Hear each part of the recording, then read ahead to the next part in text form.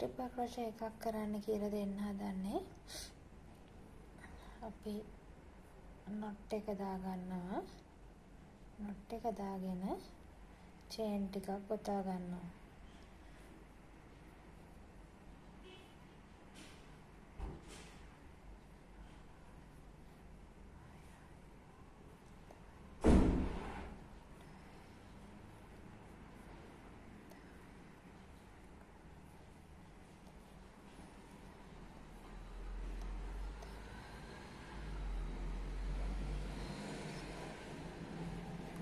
එන්නම අපි chain ටිකක් ගොතා ගත්තා.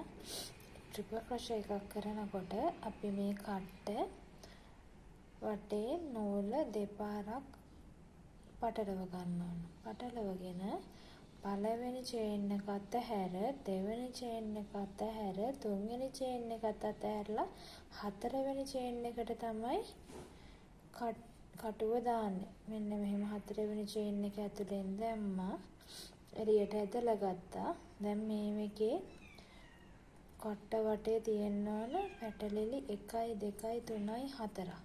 මේ හතරම ඊට පස්සේ අපි අයින් කරගන්න හදන්නේ. කට්ට මේ නූලය පැටලෙව්වා. දෙක පන්නන්න. මෙන්න දෙකක් පැන්නවා. ඔන්න දැන් ආයි 3ක් තියෙනවා. ආයි පැටලෙව්වා. දෙකක් පැන්නවා. ආයි පැටලෙව්වා. දෙකක් පැන්නවා. එන මේක තමයි ට්‍රිපල් ක්‍රොෂේ එක. ඔන්න ආයි බලන්න පැටලිලි දෙකක් කරගත්තා. කට්ට වටේ නූල දෙපාරක් පටලව ගත්තා. ඊළඟ chain එක ඇතුලෙන් දැම්මා. ආයි පටලව ගත්තා.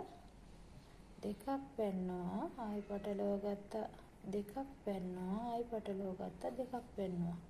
මේක තමයි ට්‍රිපල් ක්‍රොෂේ එක. අපි මෙතනදී මුලින්ම chain 4ක් අයින් කරන්නේ මෙන්න මේ ට්‍රිපල් ක්‍රොෂේ එකේ උස හදාගන්න.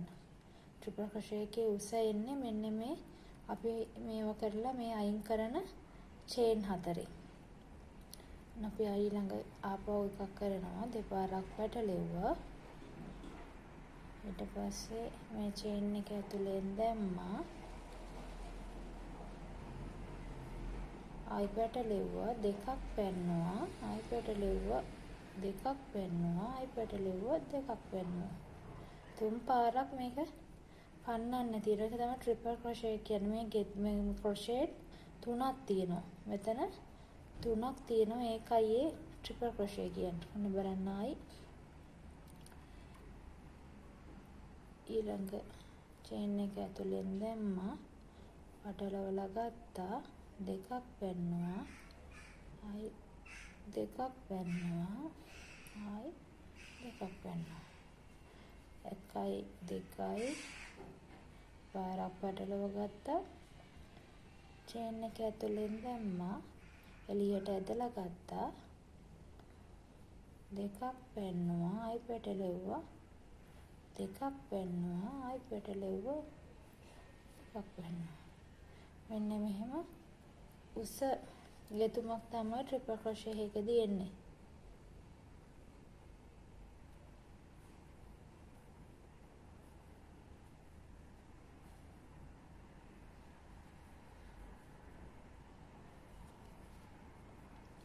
කයි දෙකයි.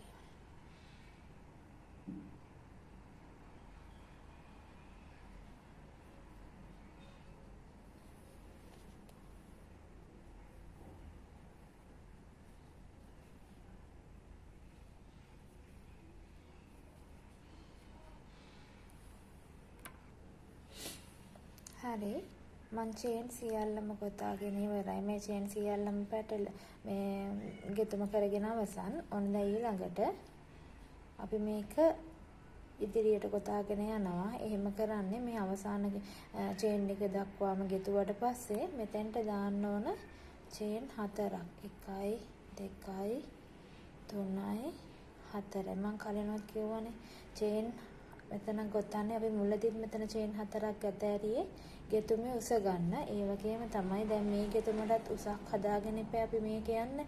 ඒ නිසා තමයි මේ ගෙතුමේ උස ගන්න chain 4ක් ගොතනවා. ගොතලා මේ එක අනිත් පැත්ත හරවනවා. මෙහෙම ගොතපු එක මෙන්න මෙහෙම අනිත් පැත්ත හරව ගන්නවා. දැන් ඊළඟට අපි ආයි මේකට තමයි ගොතාගෙන යන්න හදන්නේ. බලන්න පැටලිලි දෙකක් කරගන්නවා කට්ට වටේ.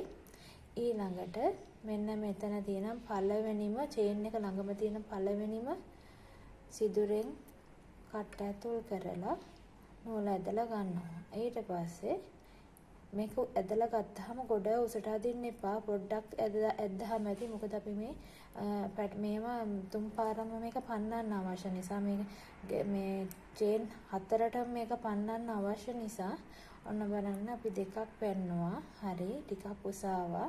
ආයි දෙකක් පැන්නවා. ටිකක් උසාවා. මෙන්න අවසාන දෙක පැන්නවා. මෙන්න උසාවා. ඔන්න බලන්න අපෝ එකක් කියලා දෙන්න.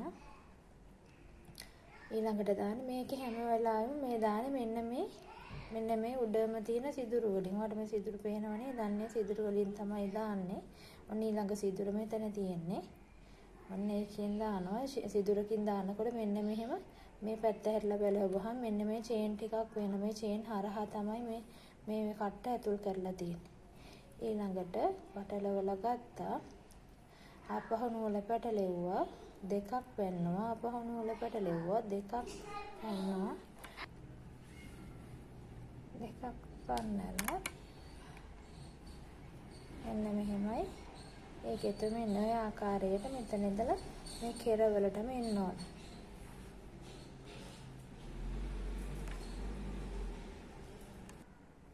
හරි ඔන්න මම ට්‍රිපල් ක්‍රොෂේ මේ පේලීම ගොතාගෙන අවසන්. අපිට දැන් මෙන්න මේ අවසානයේ කරන්න මෙන්න මෙතනත් තව සිදුරක් තියෙනවා. එතකොට තමයි මේක හරි කෙලින් එන්නේ. අපි එතකොට ඒකටත් දාන්නේ මෙහෙම කට්ට පටලව ගන්නවා. මෙන්න මේ තියෙන මේ සිදුරස්ෙන් දාන්න තියෙන්නේ. සිදුර ඇතුලෙන් දැම්මා. නූල ඇදලා ගත්තා. ආයි පැටලෙව්වා දෙකක් පැන්නවා. ආයි පැටලෙව්වා දෙකක් පැන්නවා. ආයි පැටලෙව්වා දෙකක් පැන්නවා. මෙන්න මෙහෙම තමයි ඒකෙතම කරන්නේ. මේ ට්‍රිපල් ක්‍රොෂේ එක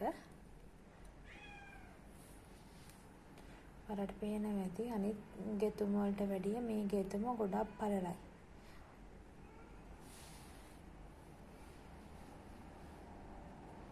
ඉතින් ට්‍රිපල් ක්‍රොෂේ එක